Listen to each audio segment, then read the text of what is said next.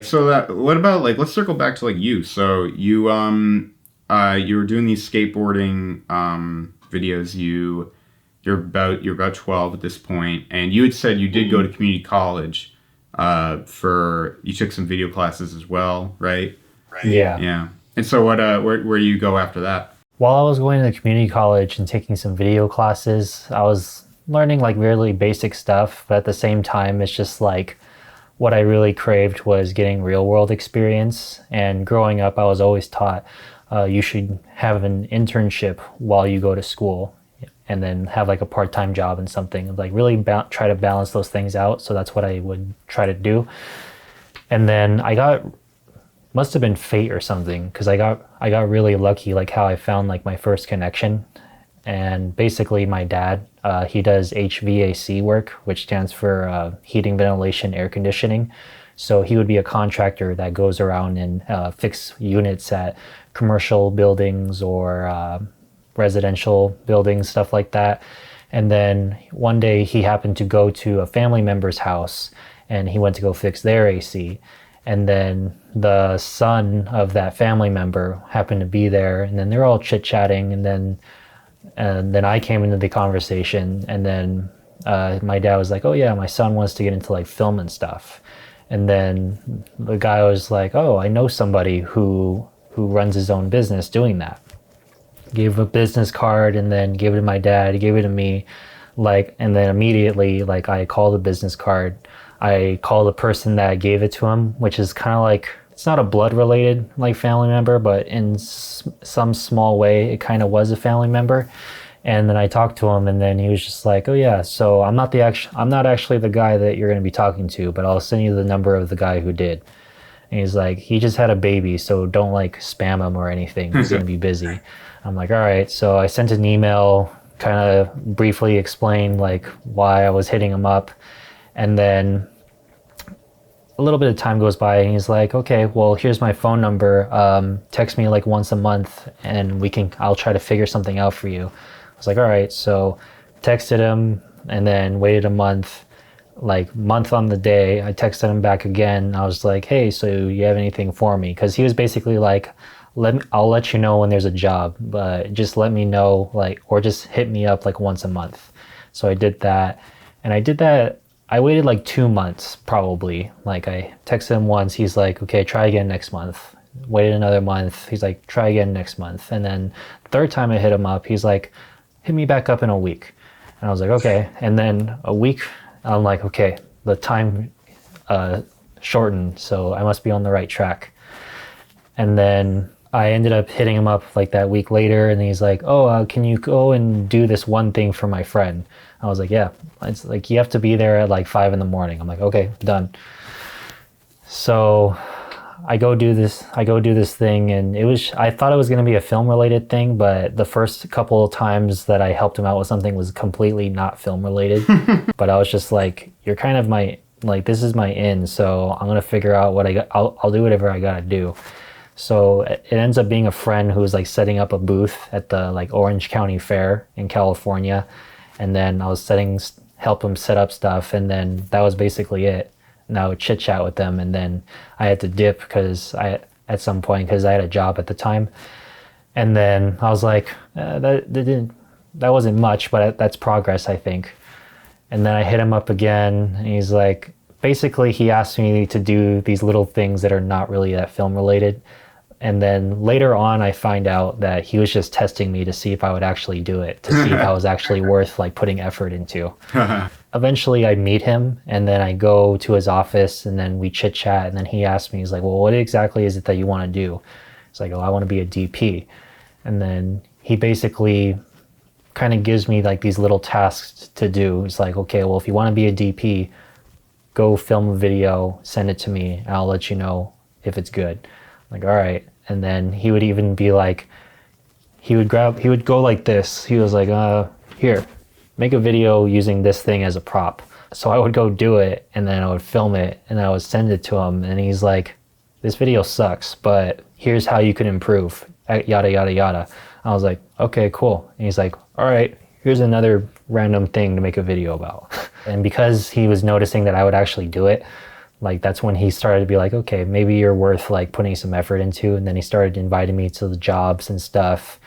And then from there, he would basically just teach me things and tell me how to shoot, tell me how to actually function like on set and how to be useful. I got yelled at a lot. And then when he started bringing me on to like some corporate video shoots, some event shoots, and then it was mostly that for the first few months, and then eventually it got to a point where he was producing a pilot, a web series pilot. So that was like my real like first like real experience like being like on a like more bigger set. Like there was DP, grip and lighting guys, AD, like producers on set, and like all that, all these locations. From there, I would just like constantly show up every single day. Like wasn't really getting paid. All I would get paid was like gas money. I was working part time at a pizza place. So one day he asked me, he was like, "How much are you making there?" And I was just like, I don't know, like $200 like every 2 weeks. And he's like, "Oh, what the fuck are you doing? Like, why don't like just quit the job and work with me, Wow. and then I can get you to make that in a day." And I'm like, it sounded kind of crazy at first, but then I was like, you know what, I think I can do that. And then he was even saying like, "You want to be doing this, right?" And I was like, "Yeah." He's like, "Okay, then you should drop out of school and just work with me." And then at the time, that was a very like big like thing to be told, because I'm sure you too, like you probably grew up being told like you got to go to college to like really do anything. Oh yeah. Yep. So it sounded very bizarre to me at first, but then I was like, well, if you're actually in the industry and actually doing it, and actually making a living at it, I trusted that like he was correct about it. And then my parents were like kind of skeptical about that at first, but then I just had that feeling of like you got to just take the leap of faith and just do it. And worst case scenario, if it ends up not working out, like you could always go back. But then haven't gone back since. That was 6 years ago maybe. And then from there he would basically just teach me like how to be a freelancer. And then because I was on a set environment with people that were constantly doing it and like actively working or like making a living like doing it, like they basically taught it, being around that constantly just taught me like how like real world sets work. Yeah, I think like this is sort of making me think too, like just like hearing your experience and how you got into filmmaking and to where you're at now. What I'm gathering is that it's like a lot of it is comes down to just the fact that you were just so driven. Like over the course of months, you reached out to this guy just for him to get back to you and like meet with you or whatever. At least like have you do that errand for him. Yeah. I guess early on I didn't have that sort of drive. I wouldn't think like that, and I wouldn't, I guess, have the confidence to say like if say I were to connect with this guy and I back then like you were and would sort of be taken under his wing and he would eventually say something like you should drop out of school, I'd be the kind of kid that would like have like sit down with his parents or whatever, and they would sort of talk me out of that, and then I would have stayed in school or whatever. So you could have been like a little bit more easily swayed Yeah, yes, Yeah. yes. at the time. Yes, I was, very easily swayed. I think really all my life. I mean, if I wasn't so easily swayed, I probably wouldn't have maybe chose like film school was actually a decision I made that a lot of people were kind of talking me out of, but as far as like staying in school or like transferring, that I didn't transfer, or more importantly, when I graduated, like what career route I should take, and trying to make different connections and like how I should go about those. Like I was very easily swayed and really just not making decisions on my own throughout that entire experience. And I would say now, just for the first time in my life, I really am sort of taking those making those decisions on my own. So I think that's like important, I guess, for people to understand, especially young people that might be watching or listening to this that are trying to be filmmakers, is that, it really just all comes down to you, I think, at the end of the day. I'm not trying to sound like Tony Robbins or some sort of self-help guy, but I think it just, from listening to your experience and listening to mine, I mean, let's just, first of all, though, like, I mean, where you're at now, like, you're a pretty well-established videographer, cinematographer in the Los Angeles area. You've been getting. I wouldn't go that far. But. Well, I mean, you've been making a living. I mean, you're not delivering pizzas anymore. You don't have to worry about money, essentially, right? You're making money basically just doing what you love by shooting, right? Yeah. Yeah. For you to like get to that point, I mean, it's just from listening to your story, it's clear that I think one of the key aspects of it was just having that drive, that initiative, and not being complacent, not being swayed by people like your parents that maybe weren't liking the idea of, say, you dropping out of school, for instance, not being sort of influenced by others around you. You just kind of listening to you and doing what you wanted to do. And not to mention, it sounded like you had a really great mentor who it sounded like he kept a good balance of like, he was pushing you a lot and like really kind of testing you, but also it sounded like he wanted you to succeed. He wanted you to grow. And yeah. So it sounds like it was a great sort of a partnership there. You still in touch with him? Oh yeah. I work with them to this day still.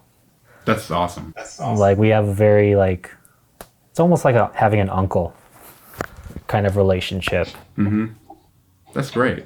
Rewinding a little bit, when you were saying that you were kind of easily swayed by maybe your parents' opinion or this person's opinion, like whatever, like, and then now that you've like shifted out of that and you kind of try to make decisions more on your own, like what kind of differences have you noticed? I've noticed that that's a great question. I've noticed that making decisions on your own it's not easy. For